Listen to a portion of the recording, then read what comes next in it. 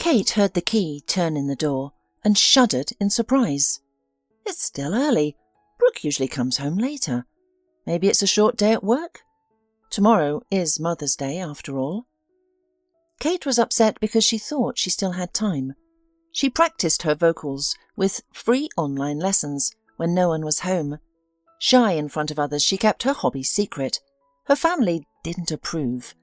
To be precise, only Brooke disapproved. But since Brooke was clearly the head of the family, Kate tried not to upset her.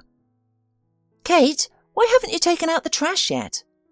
Brooke was always like this, reproachful instead of offering a simple greeting. She reproached her for everything, for not wiping the dust, for the plates left on the table. Then, like now, for not taking out the trash. But today Kate hadn't had time. She'd gotten home late from school. Today they'd talked a lot about mums, reminding everyone not to forget to congratulate them tomorrow on such a special day. One boy, Bill, gave a touching speech about mothers. Kate would never have thought him so sensitive and deep. Many people had teary eyes, including Kate, but her tears weren't light like the others. It was at times like this that she felt especially unhappy and alone. Some classmates looked at her, those who knew Kate's fate. Under those glances, the girl felt inexplicably guilty.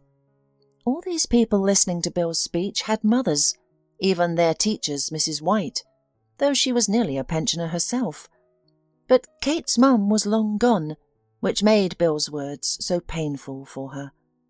It was fortunate that at that moment, Tallulah Connor, the math teacher, entered the classroom. She wanted to ask Mrs. White something, but when she saw Kate, she immediately understood. "Kate, come to my office, please." Mrs. Connor was very understanding. She was also beautiful, kind and smart.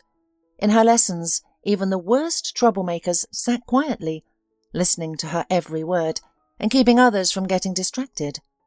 Moreover, she had known Kate's mother well. They weren't exactly friends, but they'd often talk at length when they met by chance on the street. This was because Tallulah had grown up alongside Kate's dad. They'd been in the same kindergarten group, then deskmates at school. Their paths divulged only after high school, when Kate's father went to study construction and Tallulah pursued accounting. In the end, neither became what they'd studied for. Kate's father worked as a trucker, the only way he could earn enough to support his family. Tallulah ended up at the school, though she'd never seen herself as a teacher. In Kate's opinion, fate had intervened because Tallulah was the most wonderful teacher imaginable. She never shouted at the children, always explained everything calmly, and, most importantly, clearly. Her lessons were interesting, even exciting.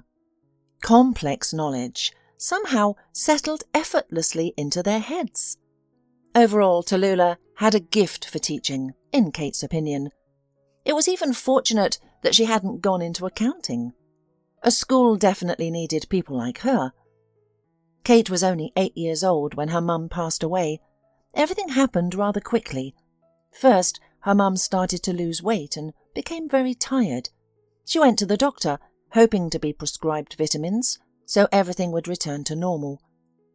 "I'll be healed by your summer vacation, and we'll go to the sea," her mother promised a worried Kate. The girl smiled back, but she was afraid of something she couldn't quite understand. Perhaps she sensed somehow that her dearest person was in trouble. The most frightening sign was that her mother stopped singing. Kate had listened to her mother's singing since birth, tender lullabies, funny songs from cartoons, and adult love ballads. Mum sang everywhere, in the bathroom, in the kitchen, sometimes even on the street, and of course at the table with guests. She had an amazingly beautiful voice, ringing, melodious, and somehow iridescent.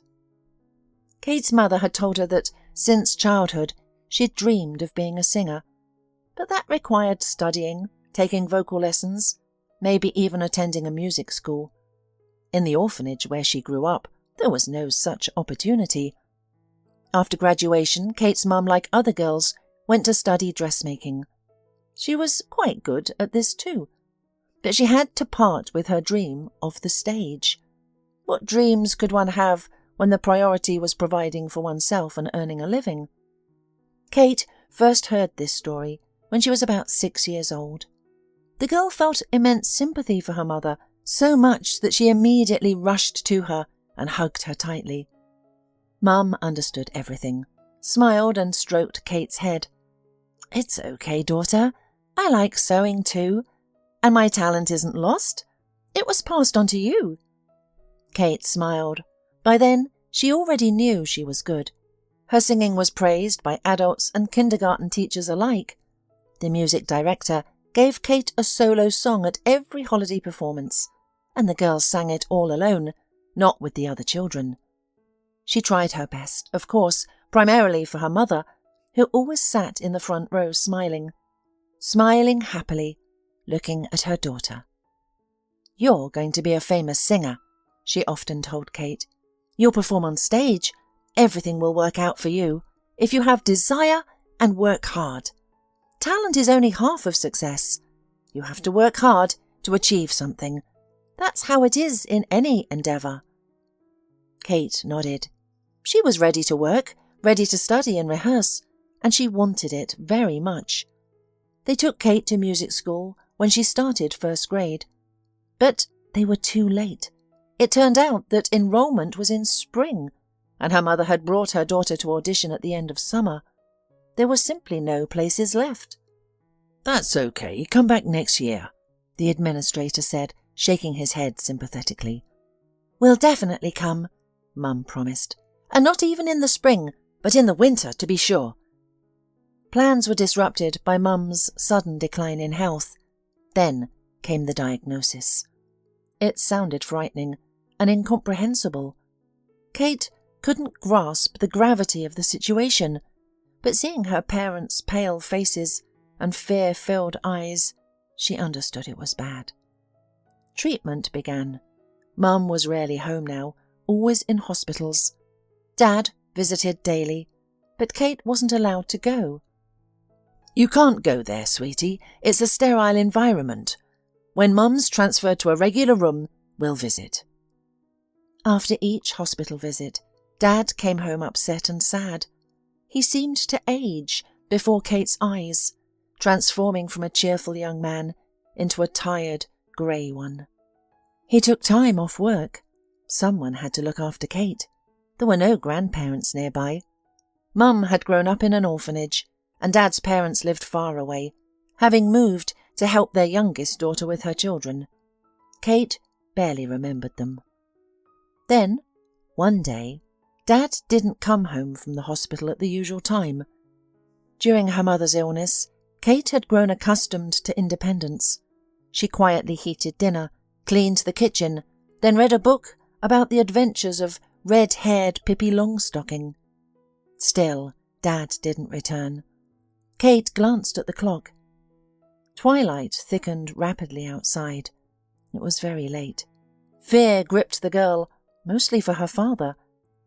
Terrible scenarios played out in her mind. Dad hit by a car, kidnapped, or slipping on an icy pavement and losing consciousness. As night fell and a key finally turned in the lock, Kate's heart leapt. She rushed to the corridor, but on the threshold stood a confused Tallulah. Kate was usually happy to see her parents' friend, but now her appearance was so unexpected that the girl couldn't stifle a disappointed sigh. She longed to see her father. "Kate, you'll have to stay at my place tonight." "Where's Daddy?"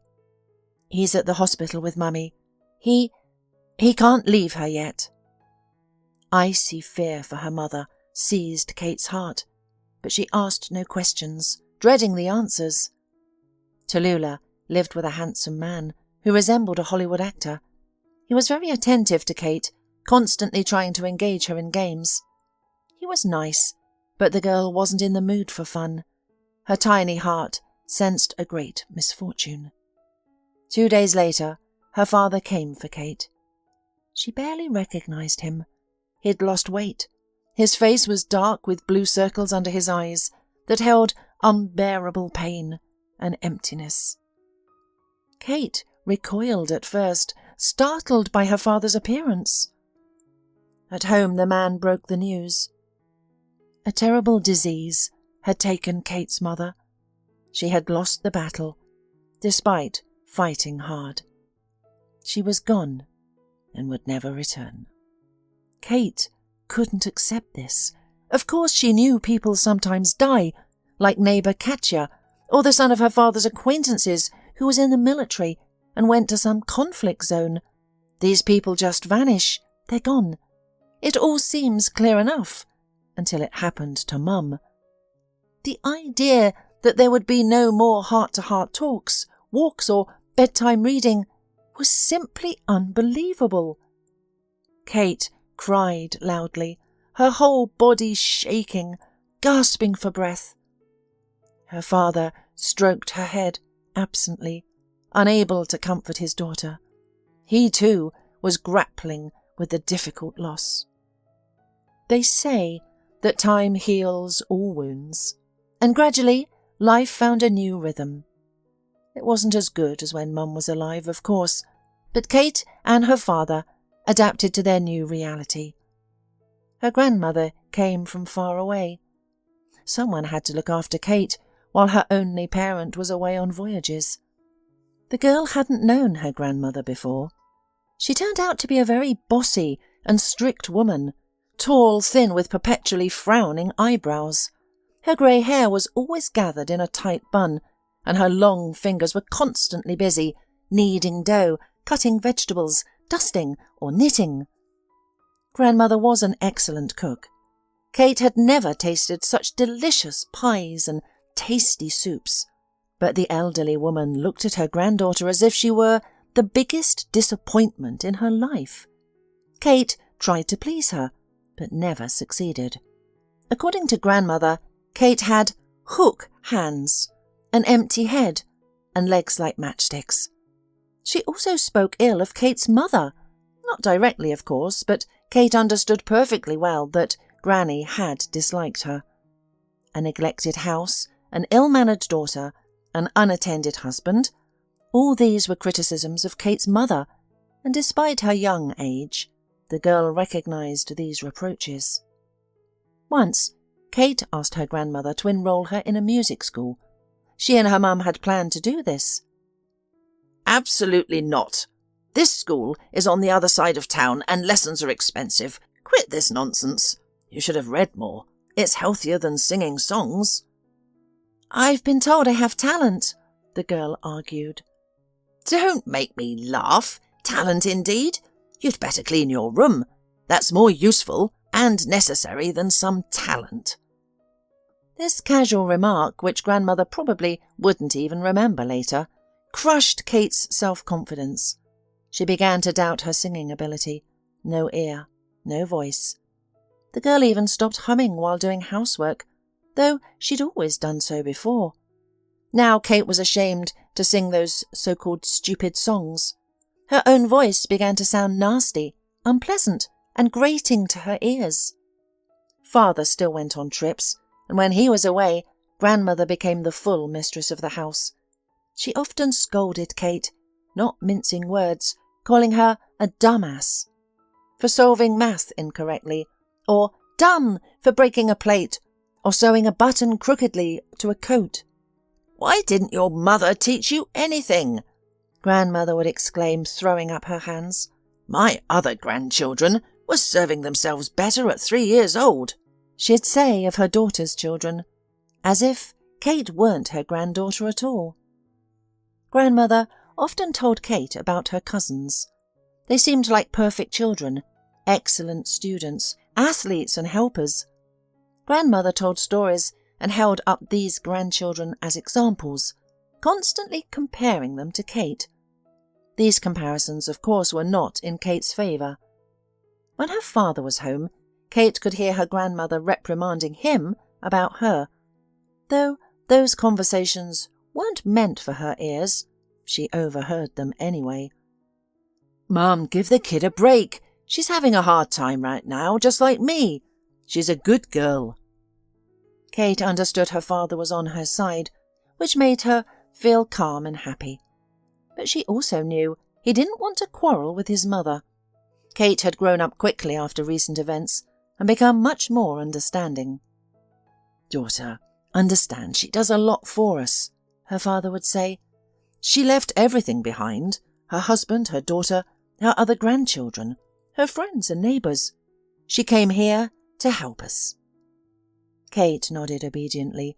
She didn't want to upset her father further, so she kept her thoughts about letting grandmother return to her favourable grandchildren unspoken. Despite the tension, there were benefits to grandmother's stay.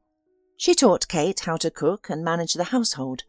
Kate learned to take care of her clothes, prepare meals, and manage her time. By age 10, the girl realised she no longer needed a nanny.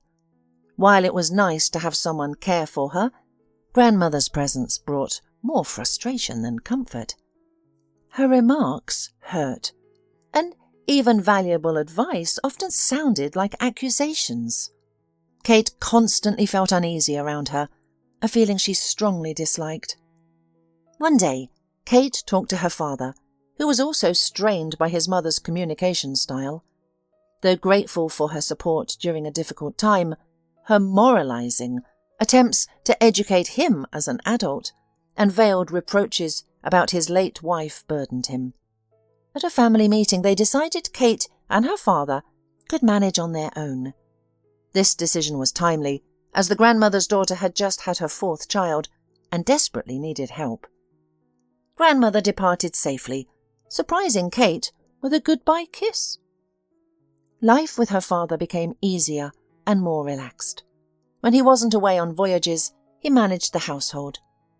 During his absences, Kate coped well enough on her own. Officially, she was under the care of their neighbour. Her teacher Tallulah also kept an eye on her, offering support when needed. Kate didn't abuse the teacher's kindness, but felt reassured knowing help was available if necessary. Father and daughter lived this way for a year. It was a good time. They explored the region, visiting lakes, mountains, hills and forests. They toured all the local parks and campgrounds. It was fun and fascinating, though Kate regretted that her mother wasn't there to share these moments. Then Brooke entered their lives. Kate didn't immediately realise her father was seeing someone. At first, she thought he was working extra hours in the evenings. His periodic absences didn't raise suspicion, as this had happened before. Then she accidentally saw him with Brooke, and her father suddenly seemed unfamiliar, almost alien. Returning from the movies with friends one Saturday evening, Kate spotted them in the crowded park. Her father looked different, younger somehow. His eyes shone with inner joy, a wide smile on his face as he talked to his companion. The woman listened with pressed lips, as if doing Kate's father a great favour by walking beside him. Kate felt uneasy and instantly disliked the woman. Though she was a tall, statuesque blonde, stylishly dressed, her eyes were cold and icy. Kate saw no hint of genuine affection for her father, who was clearly trying to win her approval. Later, when her father brought Brooke home, Kate noticed a change. At home, Brooke skillfully wove a network of care, helpfulness and submission, in which Kate's father became increasingly entangled. Brooke was a good cook, always serving the choicest portions to Kate's father. She went shopping with him, helped choose new clothes. Most notably, Brooke agreed with everything he said, treating each word as if it were ingenious. Kate immediately sensed Brooke's insincerity and disliked her intensely.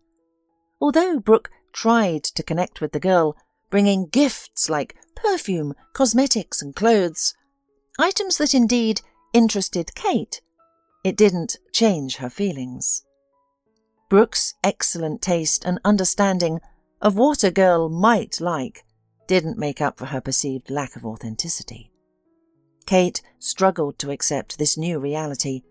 Her father had a woman in his life, and it felt like a betrayal of her mother's memory. Brooke's presence only caused Kate to feel more rejection. The girl tried to share her thoughts and feelings with Tallulah at school, visiting her teacher during free periods. Who else could she talk to? Her father, with his eyes full of love and happiness for Brooke, would hardly understand. Her friends, all from full families, couldn't relate to her situation. So it fell to Tallulah to help Kate navigate her doubts and concerns. "Yeah, I know your dad is dating Brooke," she said, shaking her head when Kate first came to her with her problem. "They were introduced by friends, mutual acquaintances of some kind. She's not nice." "Does she hurt you?" "No, but she has those eyes," Kate faltered. She couldn't find the words to explain it all to Tallulah. "Maybe you should just give Brooke some time. You'll get to know each other better, then you can draw conclusions." Kate sighed. She didn't want to get to know this woman better. She and her father had been living well on their own, but the girl understood perfectly well where everything was going, and it frightened her. She often talked with Tallulah about Brooke. The girl needed to speak out. Kate had an unpleasant and burdensome feeling about Brooke. She disliked the woman's look, the power she held over her father, and the sickeningly sweet voice she used. It was hard for Kate to see her father hugging Brooke. She wanted to run away immediately.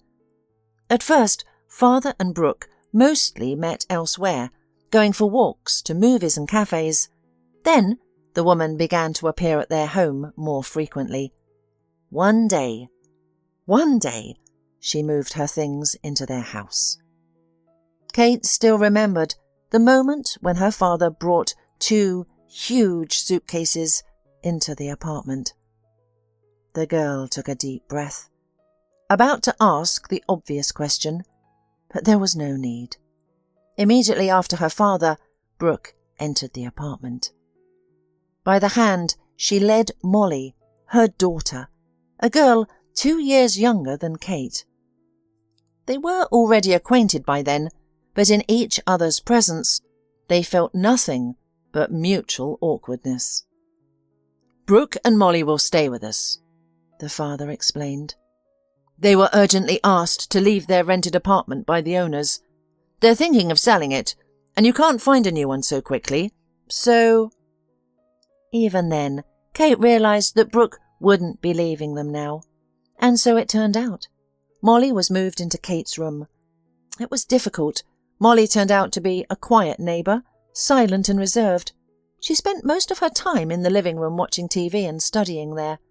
Yet Kate lost the opportunity to be alone with herself. The room was no longer her place of strength, an island of calm in this crazy world. Brooke gradually, not at once, became the full-fledged mistress of the house. Her things appeared everywhere. She decided what the family would eat for breakfast, lunch and dinner. She controlled Kate and Molly. She completely captured her father's attention, and he was overjoyed that there was finally a mistress in the house. And he didn't notice the obvious things. Kate herself overheard her father sharing his happiness on the phone with a friend. "The house is clean, always smelling of delicious food. Most importantly, Kate is looked after now. I'm at ease during my voyages. I know that my daughter isn't alone." Kate thought that without Brooke and Molly she had been doing well on her own. But to change father's mind, no, she wasn't going to do that, because she realised it was useless. Father had finally shifted the lion's share of his responsibilities to another adult. Now he didn't have to worry about 1,000 household trifles. Brooke took it all on herself. Oh, and he must have loved her, after all. His looks spoke of it. Kate found it unpleasant to see her father hugging Brooke, and the compliments he paid her made her feel nauseous. They got married in the end, about 2 months after Brooke and Molly moved in. The event was celebrated with a close circle, the 4 of them, a couple of Brooke's girlfriends and a friend of her father's. They sat in a restaurant and had dinner. The adults made toasts, endless speeches about how now they had a real family, mother, father, 2 children. It was idyllic. Father thought so, But he didn't notice, or just didn't want to notice, the important details. Brooke didn't like Kate. Of course, she didn't have to have sincere feelings for her, but it wasn't even a matter of indifference. This woman had a dislike for her husband's daughter, which she tried not to demonstrate. But Kate read everything perfectly well. She wasn't a little girl. Brooke was annoyed by everything her stepdaughter did. How she ate, talked, dressed, how she cleaned or cooked. The girl's very existence seemed to be something unpleasant, disgusting, undesirable for her. Kate felt this attitude. Sometimes Brooke allowed herself to comment on her spouse's daughter. "You dress like a boy," Brooke would say, curling her lips contemptuously at the sight of Kate's eternal jeans and sweatshirts. "And you should have gone to the hairdresser a long time ago."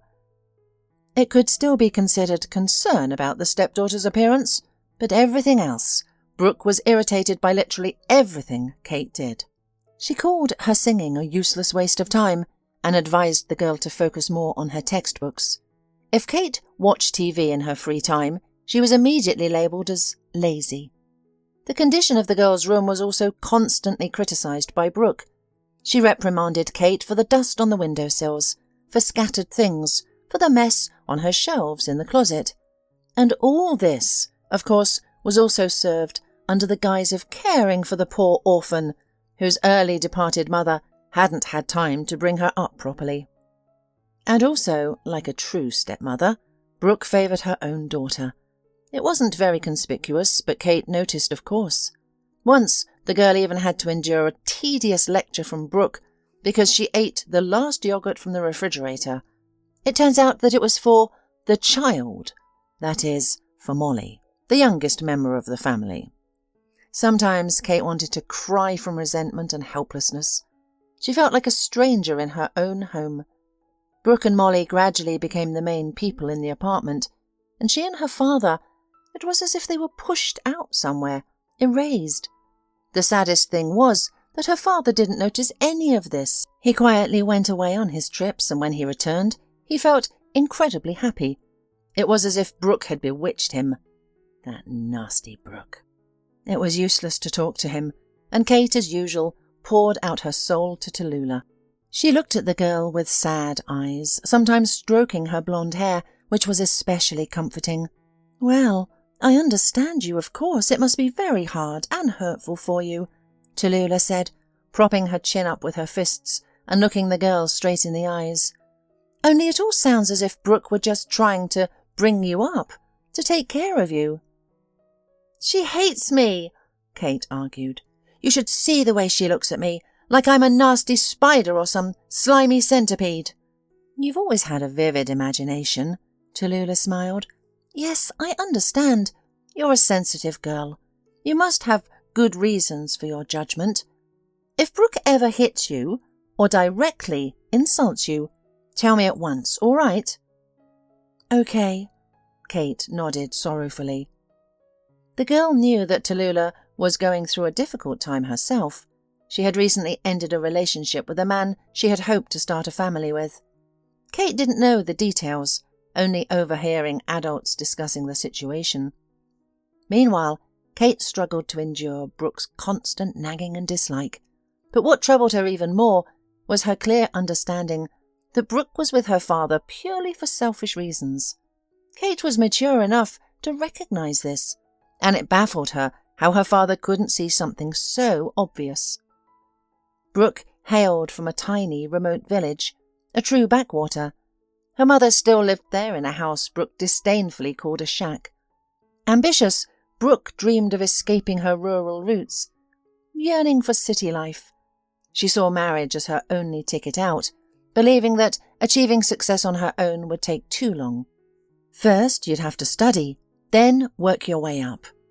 A whole life could slip by that way, she thought. In the city, Brooke rented a room in a dormitory and became a shop assistant supervisor.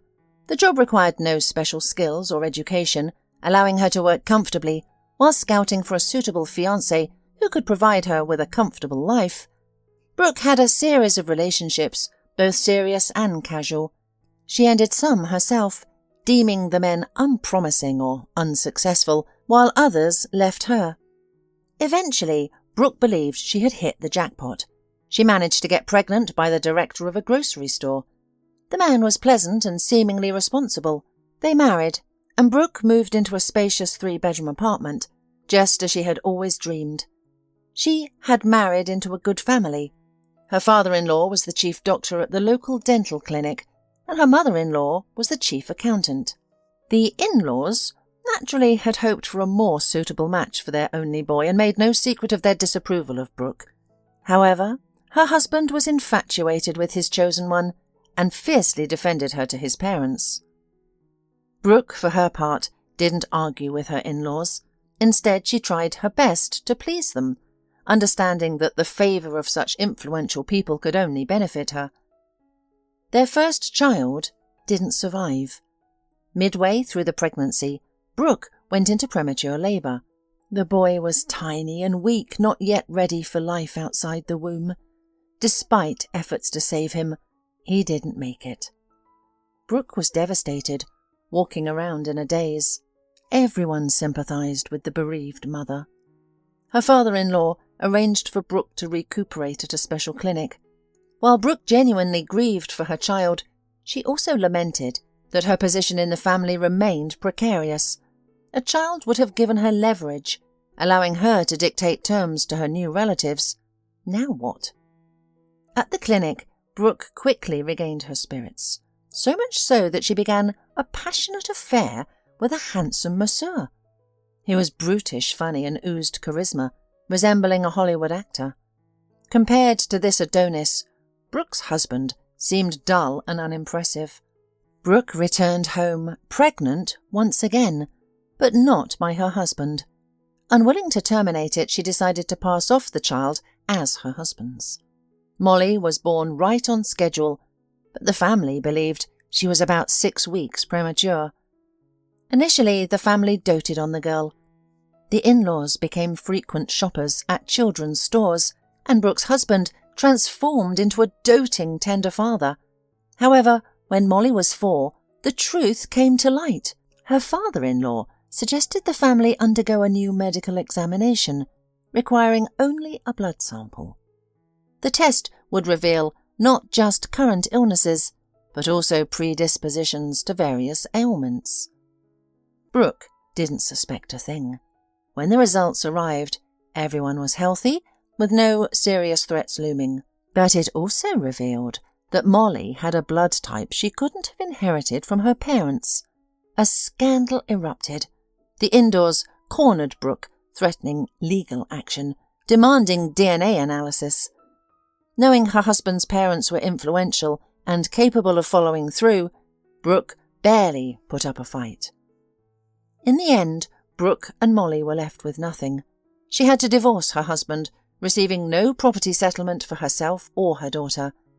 The in-laws had seen to that. Brooke hated them bitterly, but realised she and her daughter meant nothing to them now. She had deceived them, after all. Brooke had to move back into the same dormitory room, now with a child in tow. Despite everything, Brooke loved Molly. Her daughter was her beacon of hope for a better future. The girl had grown to be beautiful, inheriting good looks from both Brooke and her biological father, the handsome masseur from the clinic. Brooke envisioned Molly growing into a woman of incredible beauty, one with every chance of marrying well. If Molly became wealthy, Brooke would benefit too.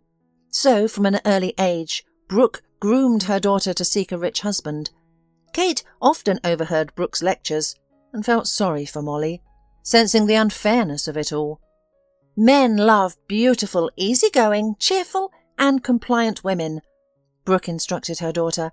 They appreciate femininity. No man will look twice at a girl in baggy sweaters and torn jeans, let alone one without makeup and a proper hairstyle.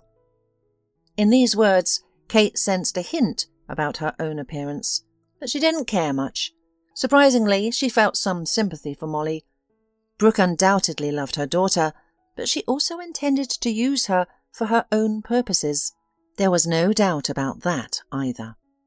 In general, It was hard for Brooke and her daughter to live alone without a man's support. They scrimped on everything. Several times, Brooke tried her usual scheme, to leave with wealthier men. However, having a child sharply lowered her status in the marriage market. Moreover, because of Molly, Brooke had to be much pickier. She couldn't allow any of her beaux to mistreat her daughter. Several relationships Brooke had between her divorce and meeting Kate's father ended fruitlessly. Finally, a friend introduced her to a promising widower. He lived in a spacious apartment in the city centre, earned well and needed a woman to manage household chores and look after his daughter. Perfect. Brooke solved his problems, lack of money and cramped living conditions. True, she acquired a whole set of responsibilities, but she had 2 almost grown-up girls at her disposal. The main thing was to organise everything properly. The girls would benefit and so would she. Soon Brooke realised she had overestimated her strength. Initially, she considered the presence of a child with a potential spouse a positive. If not for this girl, Kate's father would have long ago found a young and beautiful companion. Not everyone would agree to such a burden. The chosen one's gratitude would be greater if she cared for his child. Stronger relationship, more power over the man, but it wasn't as easy as originally planned. The man's child was annoying. Kate pieced together Brooke's story from various sources. Some details came from her stepmother herself, others from Molly. But the most interesting information came from overheard conversations between Brooke and her friend Lorraine. They often talked on the phone. Brooke closed the bedroom door to feel more free, but the apartment walls were thin.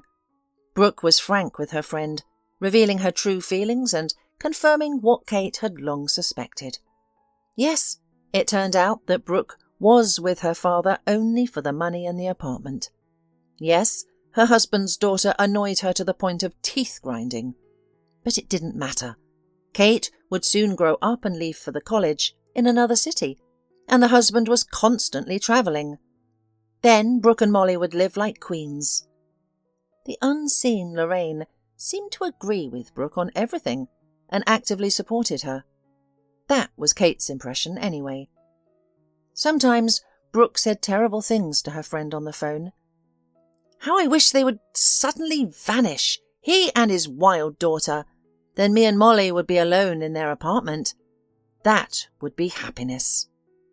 These words gave Kate goosebumps. Her stepmother dreamed that Kate and her father would disappear from the face of the earth and stop interfering with her and her daughter's life in their apartment, while her dad looked at his wife with loving eyes and considered her a kind and caring woman. But there were also pleasant moments in Kate's life. A few hours each weekday, she stayed home alone. Brooke worked until 6, and Molly would dash off to dance at 4. It was Brooke who insisted on choreography for her daughter. After all, wealthy men pay attention to graceful women with good figures. Therefore, Brooke considered dancing a necessity for her girl from a young age. During these few hours alone, Kate could do what she truly enjoyed. How impatiently she looked forward to these moments, and how frustrated she felt when something disrupted her plans. Like now. Kate thought she still had plenty of time for another online class. She had stumbled upon a vocal course from a famous singer online just a couple of months ago and immediately realised it was precisely what she needed. The girl recalled her passion for singing and her dream of shining on board. Even though she was already 15 and likely starting late, Kate understood that successful singers usually begin at an early age. Still, vocal lessons brought her incomparable pleasure. She learned proper breathing, how to hit difficult notes, and new singing techniques. She had figured out some things on her own earlier, but this singer, who decided to launch a free vocal training course, taught her a lot more. Of course, Kate practiced only when home alone. She was shy in front of Molly, her father, or especially Brooke, and they didn't approve of her hobbies at home, calling them silly and nonsensical. Today, Kate could barely wait for her stepsister to leave for dance class. She had just opened the website with the course on her laptop when she heard that nasty creak of the key in the door and Brooke's disgruntled voice. "Why haven't you taken out the trash yet?" As if her precious little daughter couldn't grab the bag on her way to dance class. Kate sighed heavily. Brooke probably had a short day at work, so she showed up earlier than usual. Well, she would have to change her plans for today. "I'll take out the trash," Kate said. Trouble came when they least expected it. One frosty February morning, her father once again left on a trip. Traditionally, Kate went to see him off at the door. A few years ago, Brooke and Molly always woke up to hug the head of the family goodbye, to wish him a happy and easy journey. But that had been long ago. Now, Brooke preferred not to disturb her sleep, and Molly followed suit, of course. Kate understood what was going on. Brooke was slowly dropping her act. At first, she had tried to seem perfect to her father, loving, caring, hard-working. Now he was firmly on the hook, and there was no need for any unnecessary effort. Her father justified her stepmother's behaviour. "Come on, daughter," he gently rebuked Kate when she tried to draw attention to this fact. "She's she's tired from work and home duties. Let her sleep a little longer. You know how important a good night's sleep is. And you don't need to be up so early. I can leave on my own, you know." But Kate still saw her father off every time. When the door slammed behind him, her heart clenched longingly.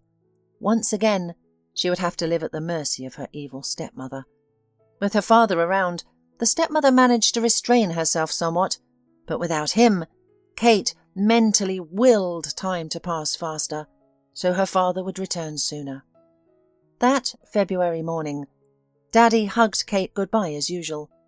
The girl breathed in his familiar comforting scent, a mixture of cologne, tobacco smoke, and diesel oil. It was her favourite smell, soothing and reassuring.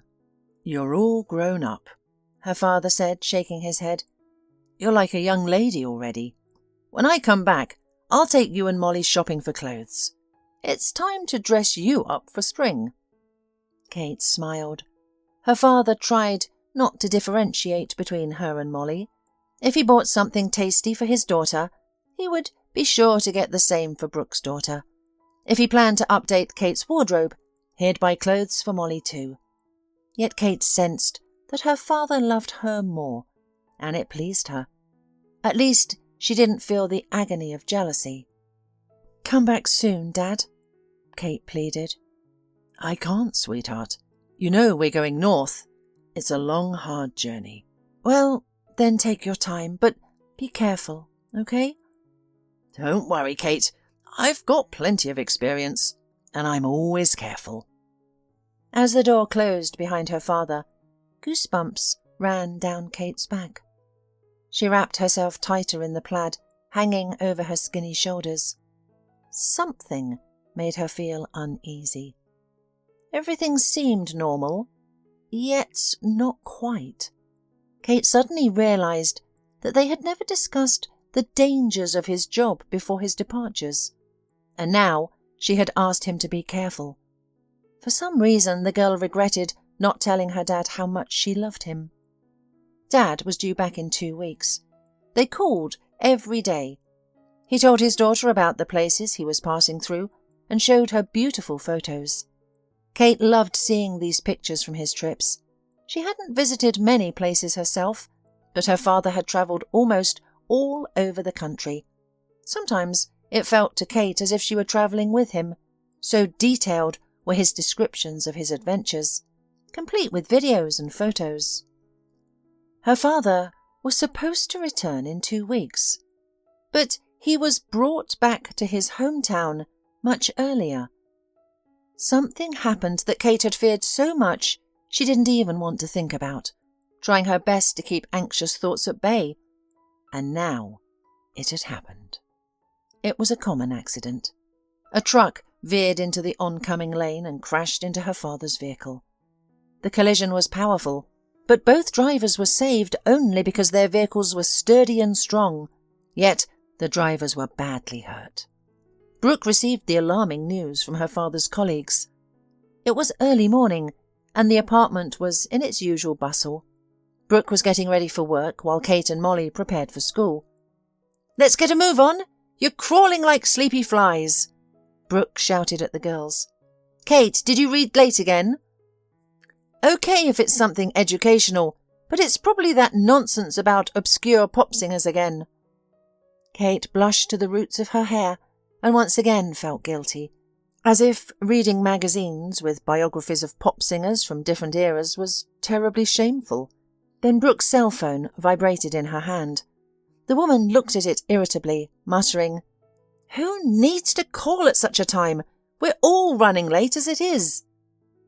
In the next instant, Brooke's haughty, contemptuous expression fled.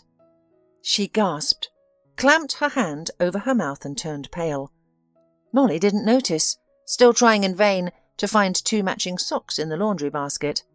But Kate realized with some inner instinct that something was wrong. Something had happened to her father. "How?" Brooke's usually firm, determined voice trembled slightly. "How did this happen? What's wrong with him?" Molly finally looked up from her search and stared at her mother with interest. Brooke listened to the caller, occasionally asking questions: where he was, how serious his injuries were, what the prognosis was. Finally, Brooke ended the call and sank powerlessly into a nearby chair. "What happened?" Kate asked. She was scared to hear the answer, but she had to know. "Dad was in a car accident, through no fault of his own. They say he's injured, but he's alive. He's in intensive care in the town near where the accident occurred." "Let's go there!" Kate exclaimed. Tears immediately sprang to her eyes. She couldn't believe what Brooke had just said. It was frightening to imagine her father in a hospital bed, his head covered with bandages, bruised all over, and probably connected to various machines. "No, we're not going anywhere yet." Brooke shook her head. "What's the point? They won't let us into the intensive care unit anyway. Once he's stabilised and transferred to our local hospital, then we'll visit him." Is he badly hurt?" "It's not clear yet. The doctors aren't giving away any prognosis, but they say he'll live." He'll live. These words gave Kate hope that everything would end well. She couldn't bear the thought of being alone in this world. Brooke and Molly didn't count. That day, Kate didn't go to school. Brooke allowed her to stay home. The girl wasn't able to focus in class anyway. Molly also wanted to skip, but Brooke stopped her daughter's attempts to play hooky. Molly reluctantly obeyed. She had recently been in big trouble. Brooke was called to school due to Molly's endless absences. The girl was almost transferred to a remedial school, but Kate's father intervened. He greased some palms and bought some gifts. Tallulah, as his old friend, also helped in her own way. Molly stayed in school, but under strict conditions, no more absences. When Tallulah learned what happened to Kate's father, she immediately took her to that town. "Brooke says they won't let us into the intensive care unit," Kate remarked. "They will," Tallulah answered confidently. "The main thing is desire. Are you with me?" "Of course." Kate went with Tallulah. Brooke wasn't happy about this trip. Why bother a sick man for nothing? You'll just bring more germs to the ICU, as if he doesn't have enough problems. But that evening, Kate overheard Brooke's conversation with Lorraine. "Can you believe it? This Tallulah is going to the town to see him, and she's bringing the girl. It turns out that I, the legal wife, am more indifferent than some childhood friend. It's not okay, right?" "Yeah, you're right, Lorraine. I guess she really wants to make me look bad in front of my husband. Or both of them. Both Kate and Tallulah. Look who really loves you, and who's just... And I have a job, by the way. I can't drop everything for him. The world doesn't revolve around one person." Kate wanted to burst into the room and shout that Tallulah also had work, and she, Kate, had studies. But if a person is dear to them, they'll sacrifice their own affairs to visit. That's human. And Brooke, of course, was just making excuses, because she didn't love Kate's father and never had. Brooke wasn't even worried about his condition. No, she was afraid of losing a source of income, but her heart certainly didn't ache for her husband. Of course, Kate didn't comfort Brooke.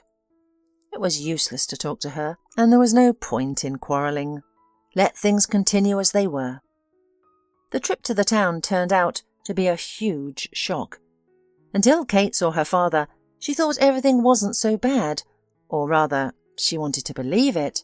That's why she convinced herself that Daddy would heal quickly and be as good as new. But when she saw her parent in the hospital bed, she realized he wouldn't recover quickly, if at all. His eyes were surrounded by deep, bluish-black circles covering half his face. His nose was swollen, his eyes puffy, and his whole body was wrapped in bandages, with spots of what might have been blood or iodine peeking through. Seeing Tallulah and Kate, her father tried to smile. He couldn't. The man wanted to say something, but no sound came from his throat. "He has a tube there," the nurse explained.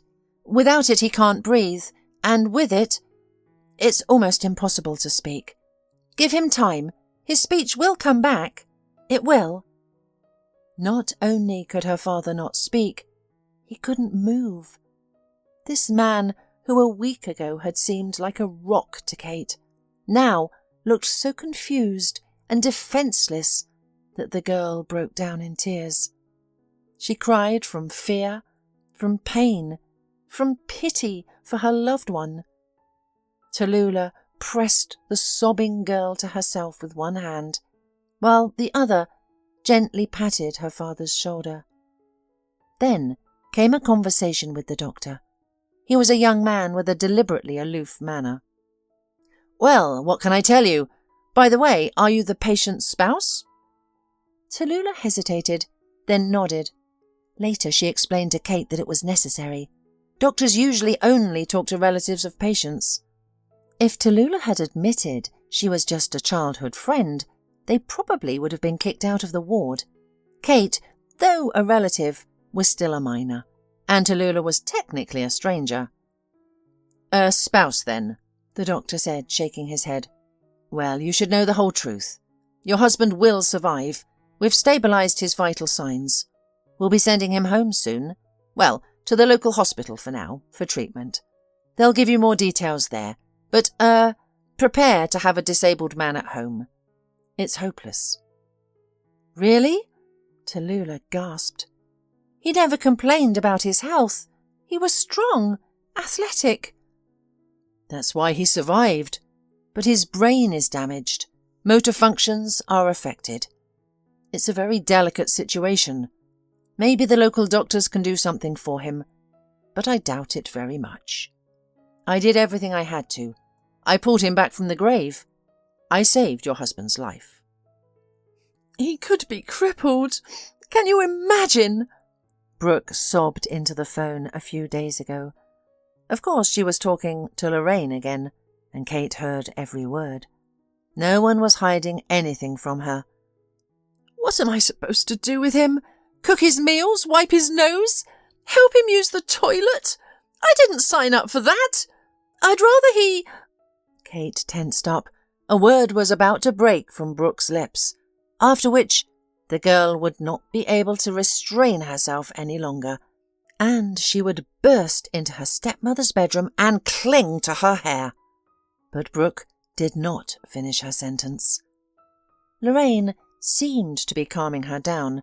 Brooke was sobbing, arguing. "I can't bear it. Do you understand? I can't bear it. We need to get a divorce before it's too late." Lorraine seemed to be urging her friend not to rush. "Maybe you're right. I shouldn't be hasty. We'll see. Everything might work itself out. Maybe things aren't as bad with him as they seem at first glance." after a while the father was transferred to the local hospital. Kate visited him during visiting hours. Brooke came too, but less frequently. She adopted a wait-and-see approach, neither pushing her husband away nor showing much warmth. She hadn't yet decided how to proceed. Father's condition improved. The terrible bruises on his face faded. His fractures healed, and the tube that had prevented him from speaking was removed from his throat. He could now breathe on his own and even communicate with Kate. Fortunately, his cognitive functions remained intact. He spoke coherently and remembered and understood everything. However, movement was still a significant issue. He couldn't move his arm or leg. "The body itself is fine," the attending physician explained to Kate and Brooke when her father was first transferred. He was a man with striking eyes, foxy long, light green and attentive. "We'll repair the body, but as time passes, the chances diminish." "Chances?" Brooke asked, alarmed. The same question was on Kate's mind. "There's a possibility," the doctor continued. "There's a neurosurgeon in the capital who handles such complicated cases. The only one in the country. He could help, but—" "But what?" Brooke interrupted impatiently. "It requires a substantial amount of money," the doctor finished. "This treatment isn't covered by insurance. It's considered an experimental technique." "How much is needed?" "Well, I can't give you an exact figure right now. If you'd like, I can contact the medical centre, gather the information, and provide you with the amount in, say, 2 days?" Kate returned home that day in high spirits. It seemed a solution had been found. If such a doctor existed, even if he was the only one in the country, it meant that Daddy would definitely become healthy and strong again, just like before. On the appointed day, Brooke went to the hospital alone. She didn't take Kate, saying the conversation would be heavy and serious, not for children's ears. Kate tried to argue. She was 15, hardly a child, but Brooke was adamant. She returned from the hospital with a stony face. "Well?" Kate rushed to her. "It won't work." The woman shook her head. "Why not?" "That surgeon, he won't perform the operation. It's a hopeless case." Kate felt as if the world around her suddenly faded. Her legs turned to cotton, and multicoloured dots flickered before her eyes. She retreated to her room to bury her face in her pillow and cry out her grief. She had placed so much hope in this neurosurgeon, imagining herself and her father walking through the park chatting. And now this. That same evening, Kate inadvertently overheard a conversation between Brooke and Lorraine. She never eavesdropped intentionally. It often made her uncomfortable. But the apartment walls were thin. "You won't believe how much he charged for the treatment," Brooke exclaimed. "Guess! More! More! More! I'd have to sell my apartment to pay for it all. And the results? They'd be there, but maybe not that impressive. I mean, he'd be better off. So yeah, that's what I did. I told everyone the neurosurgeon refused to take him on. I mean, where's the money coming from? It's not like selling the apartment is an option. Where would we live then?" Kate felt rage begin to boil inside her. So, Brooke deceived her again. It's not that the doctor refused to help Father. It's just that a lot of money is needed and Brooke is clinging to an apartment that doesn't even belong to her. Not yet. That's how she decided everything, without consulting anyone. She determined the fate of her father and his property. "No! What are you saying? I beg you. What kind of nurse am I? Can you imagine me in such a role? In fact, I've got it all worked out. As soon as he's discharged, he'll go straight to a care home. There are special ones for the disabled. We'll have to pay a lot, but that's okay. We have the apartment. My salary, Kate's survivor's pension. It's better this way than looking after a bedridden man or wandering around in rented rooms. Yes, Lorraine, you're right. That's how smart I am. Kate burst into her stepmother's room before she could finish talking to her friend. Brooke's eyes widened as she looked at her furious stepdaughter. Apparently Kate's face was quite striking. But in the next moment, Brooke regained her composure. Her face assumed its usual expression, contemptuous and haughty. The face she reserved for Kate. Brooke had a whole arsenal of masks at her disposal. "Lorraine, I'll call you back," Brooke said slowly to her friend and finally ended the call. "I heard everything," Kate continued, trying to remain calm. Her heart was pounding frantically, her thoughts scattering like frightened birds. But she, like Brooke, tried to appear cool and collected, having realised it was the best tactic. "So what? Let's say you overheard my conversation and know everything. Who will benefit from that? You can't do anything about it anyway, and my version would make everyone feel better." "What do you mean, there's nothing that can be done?" Kate protested. "You said yourself that the cost of the treatment equals the cost of the apartment. Let's sell the apartment and cure Dad. He'll earn money for a new one when he's healthy." "Child, you know nothing about life, so you're talking nonsense." Brooke's voice turned steely. "Well, let's say we sell this apartment. Then what? Where are we going to live?" "We can rent something. I'll stay with Tallulah temporarily, and you and Molly can find a place. You lived somewhere before you married my father." These words had a powerful effect. Brooke leapt from the bed and charged at Kate, hissing angrily like an enraged goose. "Can you even imagine what it's like to live in a dorm, with alcoholics and outcasts as neighbours? With a shared kitchen, bathroom and toilet for the whole floor? Are you going to Tallulah? As if she needs you. She'll kick you out of the dorm too, and you'll live there in 12 square metres with cockroaches." "I don't care. Daddy needs to be cured." Kate stood her ground, boldly meeting her stepmother's gaze. "We have to take every chance we can." "The doctor said there will be a result, but not 100%. He won't be able to work anymore. So do you think he'll thank you for depriving him of his home? You think it'll be easy for a sick, disabled man with a family in a dormitory? Just try to imagine it." "Let him live in a dormitory," Kate shook her head, "but not in a home for the people with disabilities. I don't think he'd be better off there than with his own family. I hear you're going to put him in there." "I am," said Brooke, her eyes still blazed with malice. There was so much hatred in them. Maybe it wasn't all meant for Kate. Perhaps it was anger at the world, at fate itself, at how circumstances had turned out. "Of course, you don't know what it's like to care for a bedridden patient at home, but I do. When my grandmother was sick, my mother took care of her, and it was hell. I can't, and I don't want to. And I'm not going to ruin my, your, and Molly's lives." That was too much. Brooke was trying to justify her intentions by claiming to care for her children. It was incomprehensible.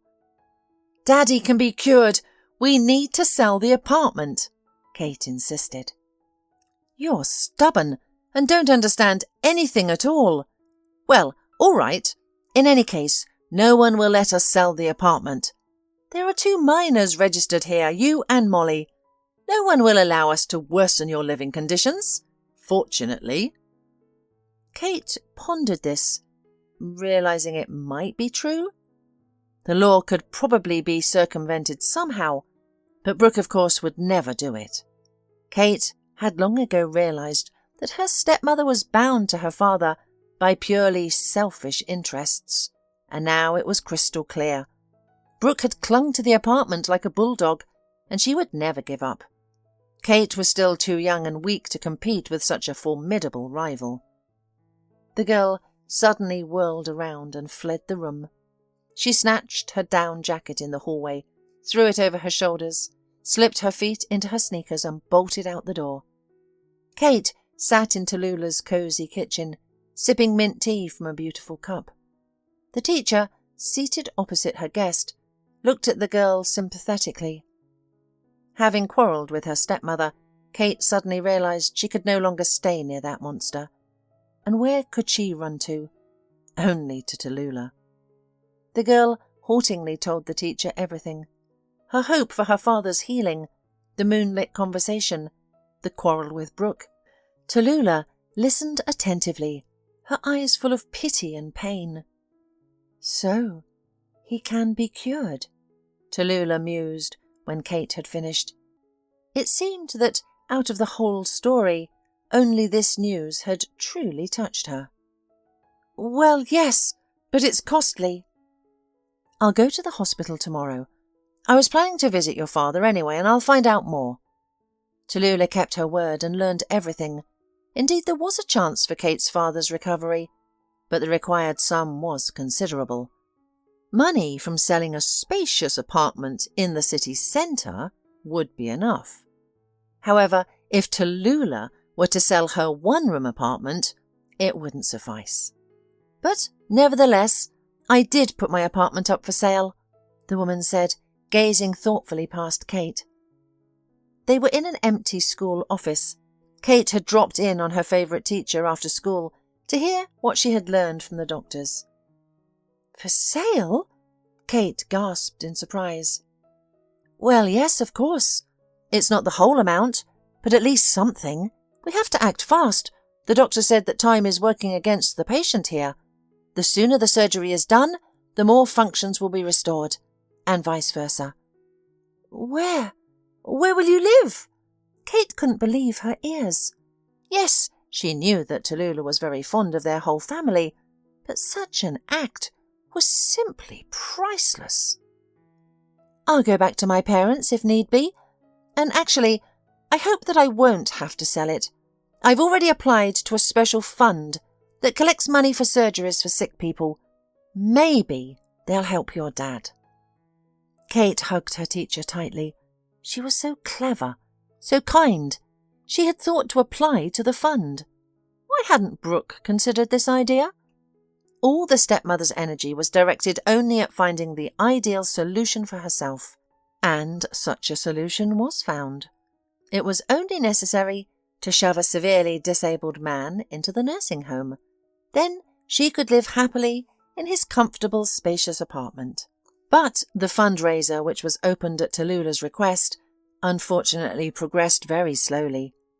People preferred to help small children. Adult men aroused little pity and sympathy. Perhaps stereotypes were at work here. All of Kate's thoughts were now consumed by one thing: where to get the money. What could she do? A 15-year-old girl, she couldn't even get a job once her age was known. But Kate tried. She wanted to be a waitress in a bar. She was willing to scrub floors, anything to be able to put money aside for her father's operation. But everywhere the girl was rejected. Kate couldn't bear to look at Brooke during this time. Her stepmother played the role of a miserable victim, deliberately eliciting pity from all acquaintances. And it worked. Brooke presented her husband's situation in such a way that people advised her to send him to a special institution where such people would be better off. One evening after school, Kate walked past the fancy restaurant. It was a beautiful building. Long ago, her parents had attended a wedding there and described it as a magical place with columns, paintings and fountains. Those were good times, calm and prosperous. Kate felt the love and care of her healthy, strong parents, believing it would last forever. Obeying an inner impulse, Kate entered the restaurant. She wanted to see with her own eyes what her parents had described. Though many years had passed and much could have changed, Kate saw the columns and fountains. Small illuminated fountains were set far apart in the spacious lobby, with beautiful fish swimming in them. It really does look like a magical place, Kate thought, just as my parents said. Amazing. Are you here for the anniversary? A young man in an elegant tuxedo asked the mesmerised Kate. He clearly worked at the restaurant, probably as an administrator. Without knowing why, Kate nodded. The man smiled benevolently. "Then you're in this room." Kate followed his direction. The huge hall was filled with festively set round tables. Dressed-up people sat laughing and talking. Soft music played, and there was a steady hum, like a beehive. "You're a singer?" An anxious girl in ripped jeans and a crumpled grey t-shirt rushed up to Kate. Surprised by the question, Kate answered in bewilderment. "Yes, a singer, but—" "Then what are you waiting for? I'm exhausted." The girl grabbed Kate's arm and dragged her away, talking non-stop. "I was told the singer would be young, but I didn't think so young. You look like a baby. You know that?" Kate nodded. She did still consider herself a child. Confused about where the girl was taking her, Kate asked, "Where are we going?" "Are you going to perform like that?" The girl looked Kate over from head to toe. They were standing in a small dark room, having climbed a low ladder to get there. "Well, I actually—" "No, it's okay. The days of lavish concert costumes are over, and you look fine. It's youthful. Well, God bless you." The girl pushed the bewildered Kate onto the stage. Blinded by the bright spotlights, Kate found herself facing about 200 guests. It was overwhelming. A young man in a bright green sequined jacket, apparently the event's entertainer, suddenly shoved a microphone into Kate's hands. A real microphone, heavy and rough. "Please welcome our young guest. She will now perform the Jubilee's favourite song."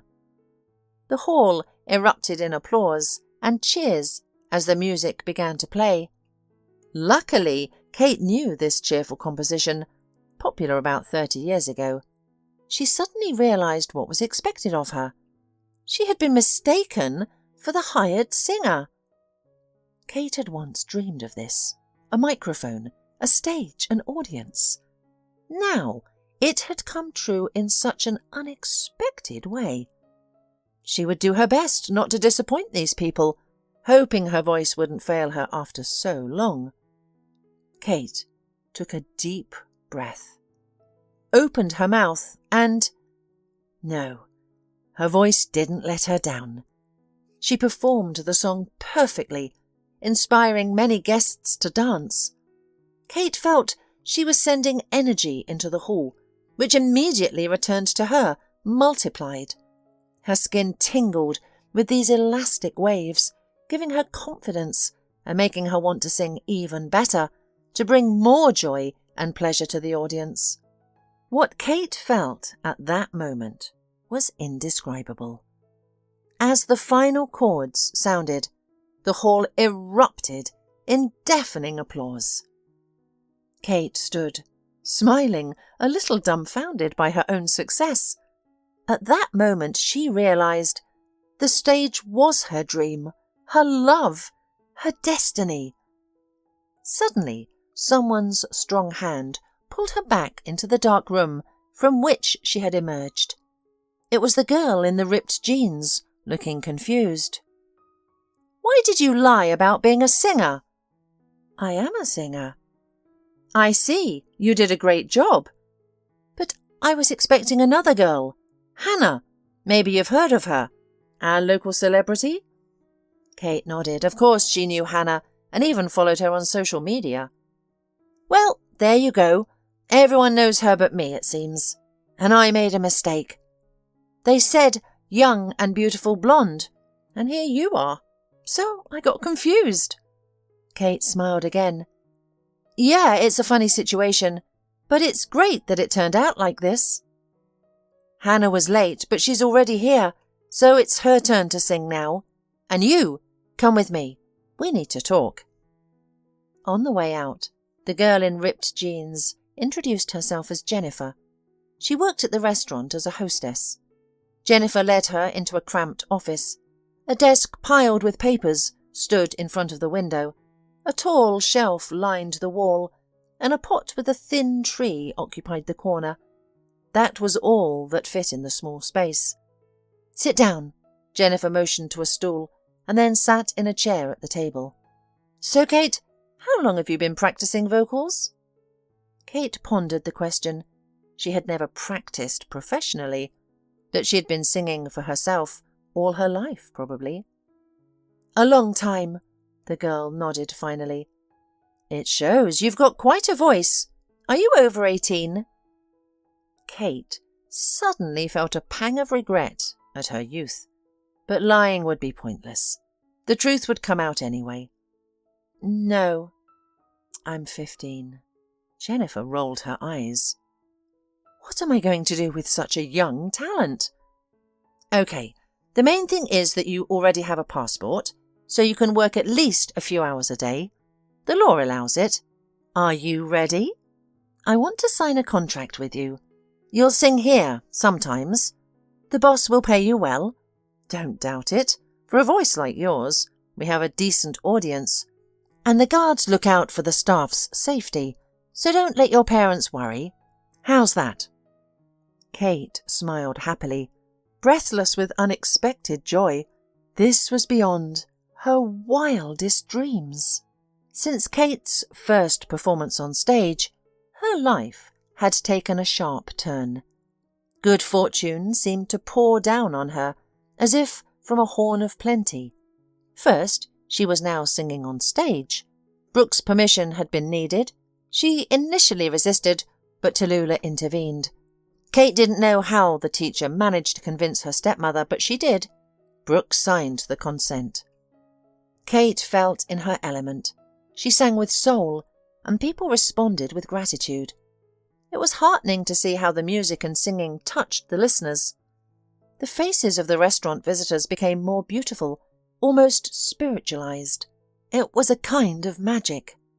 Secondly, the fundraising for her father's treatment was progressing slowly but surely.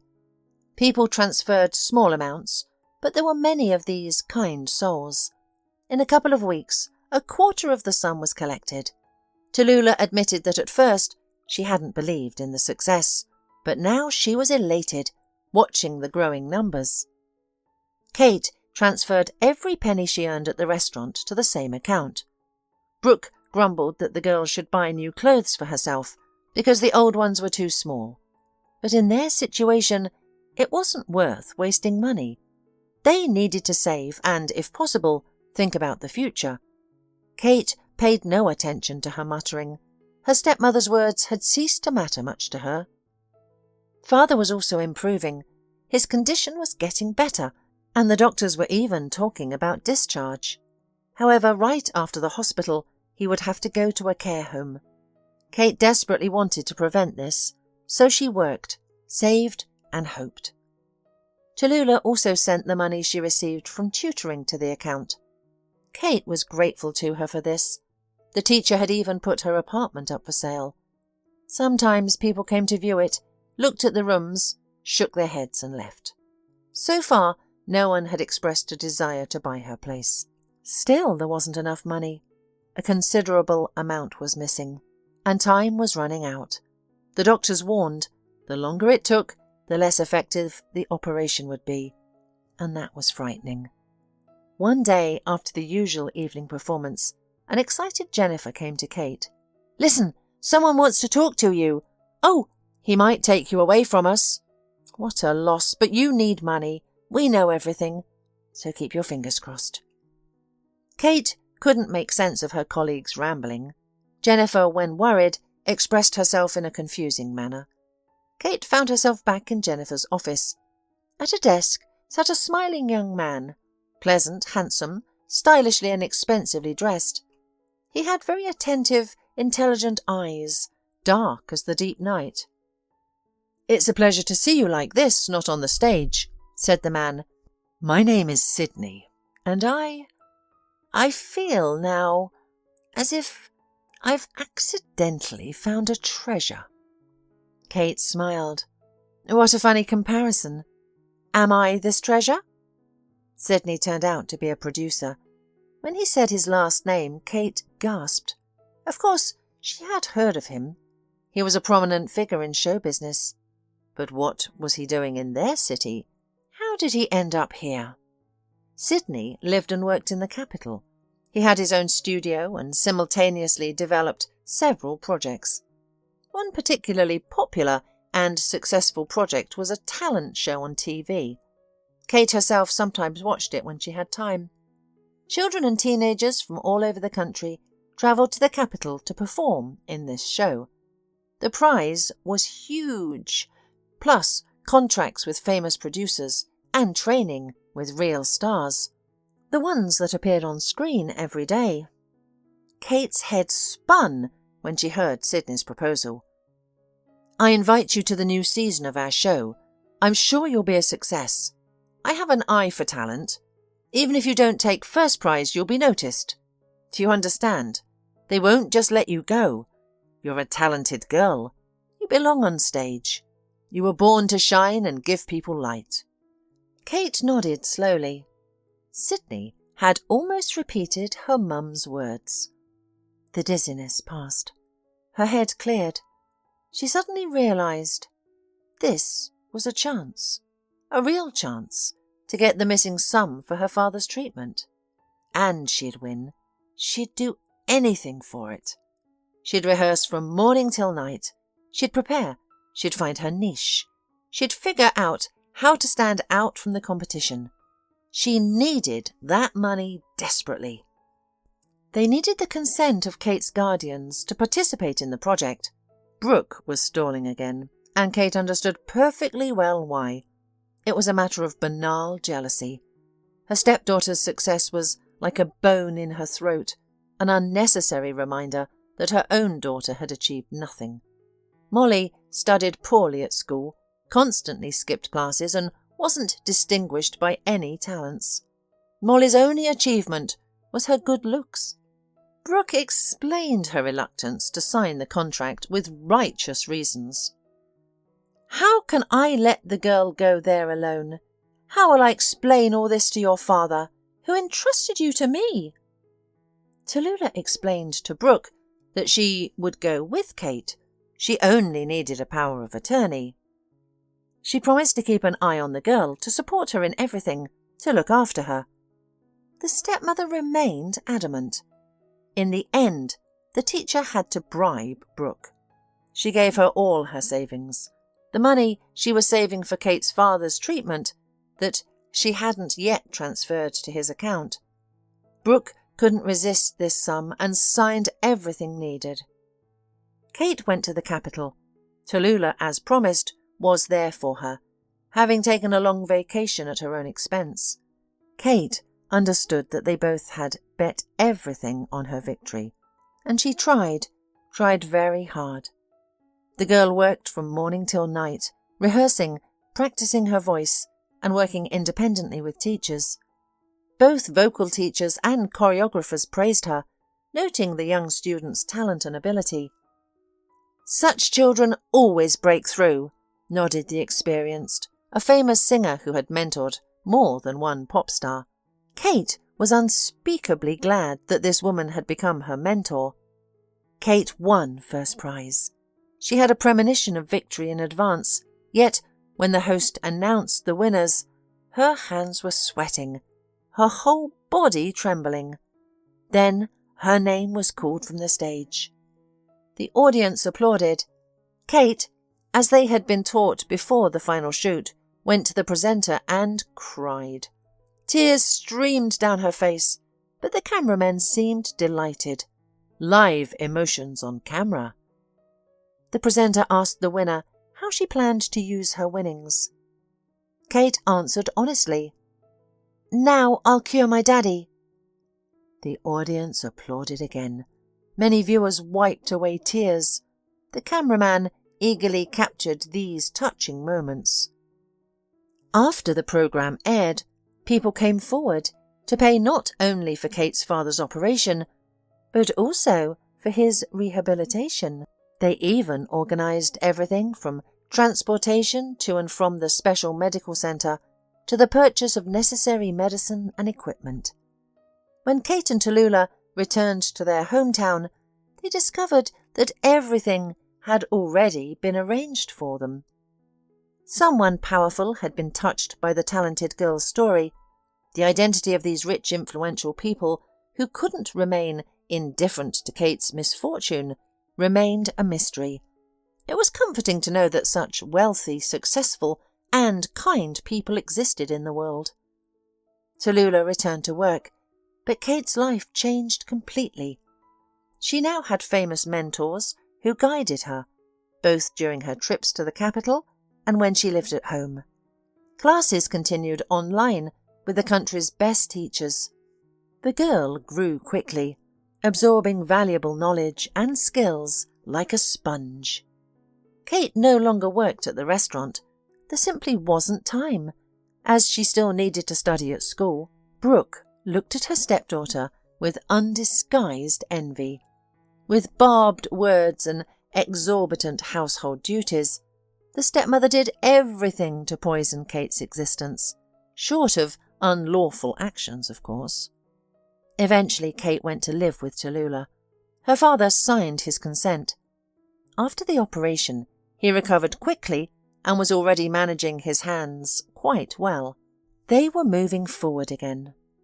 Whenever she visited the capital, Kate saw her father. She noticed his progress, happy that he could walk, even if still with a cane.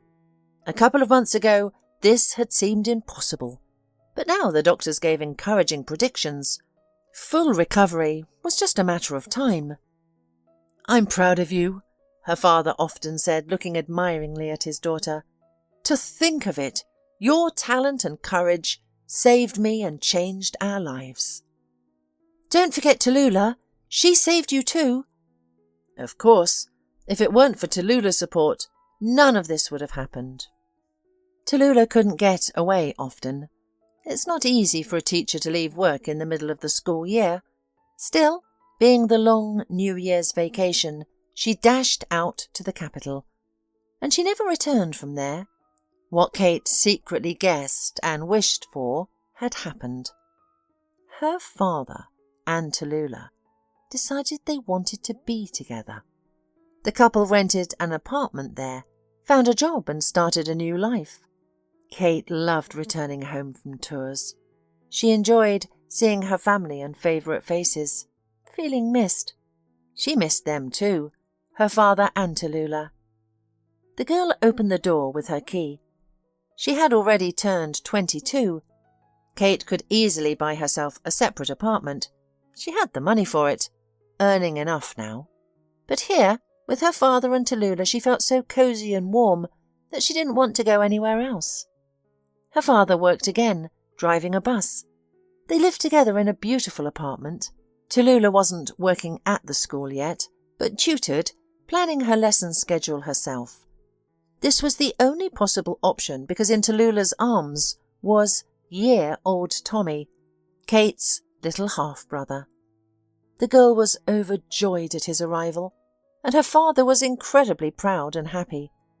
But how could it be otherwise? He had a grown-up, successful daughter, and now a son had appeared. Brooke was a thing of the past.